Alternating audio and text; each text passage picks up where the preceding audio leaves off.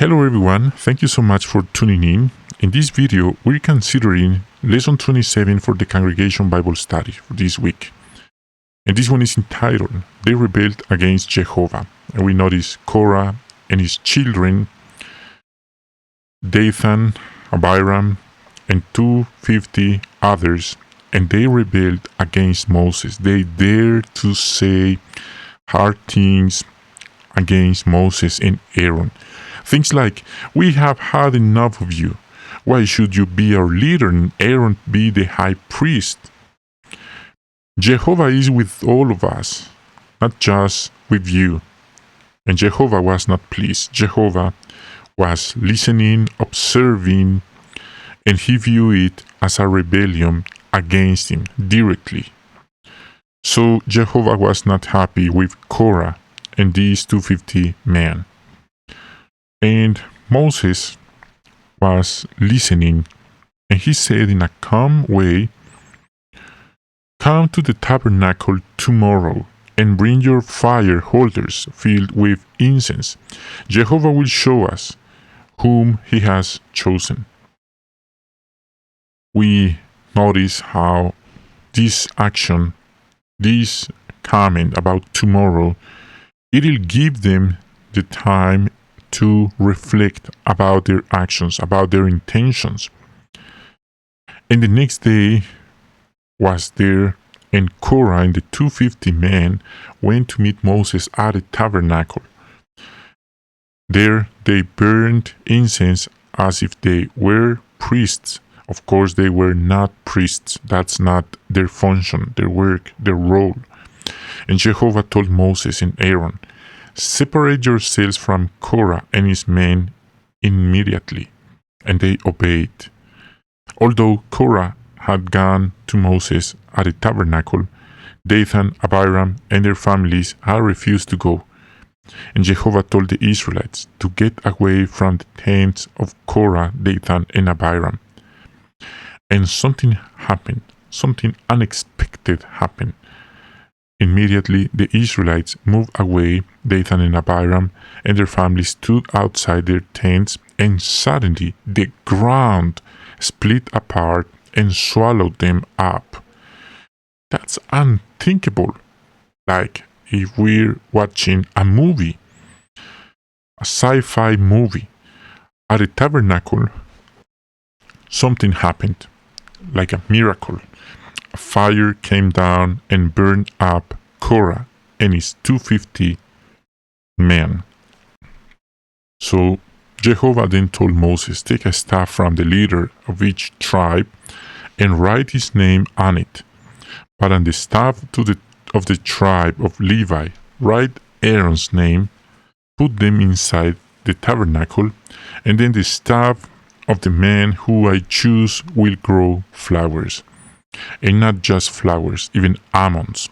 The next day Moses brought out the staffs and showed them to the leaders.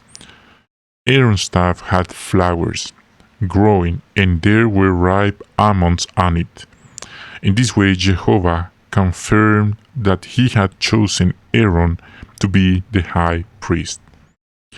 So, the way of Jehovah is very clear, with order and organization. He's organizing his people in an order and proper way. We shouldn't challenge his authority or those who had received this authority, this appointment from Jehovah. Jehovah values loyalty, obedience, and he's not happy with rebellions. Today, we receive instructions and guidance from the governing body, from the branch of every country, from the CO, from the elders. We must respect their authority.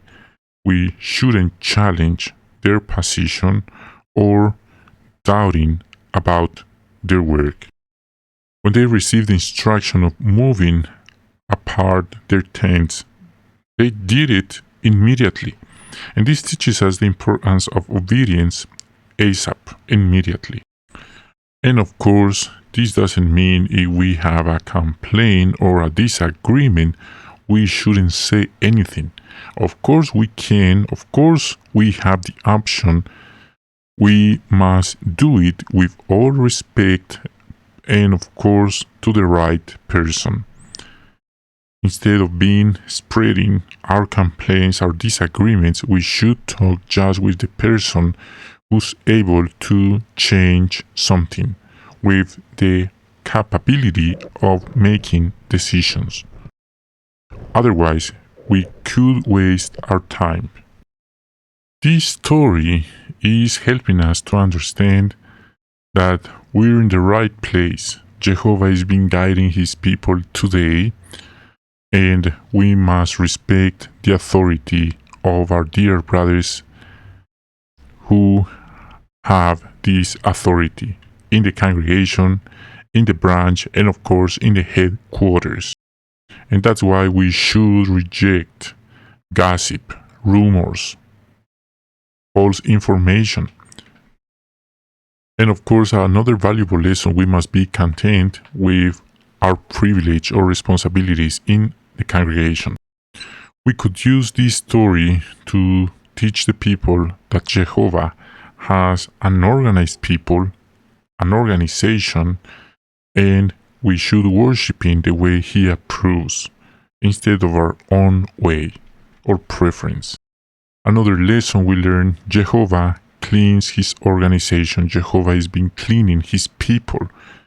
So that's why we see how sometimes there are some people in the congregation and eventually they're out. And not just in the congregation, even in the branch office, even in the headquarters, in any other place. So Jehovah is in control and he cleans his organization or people at the right time.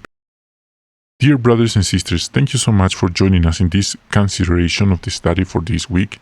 We hope you have a wonderful day and hope to see you in our next video.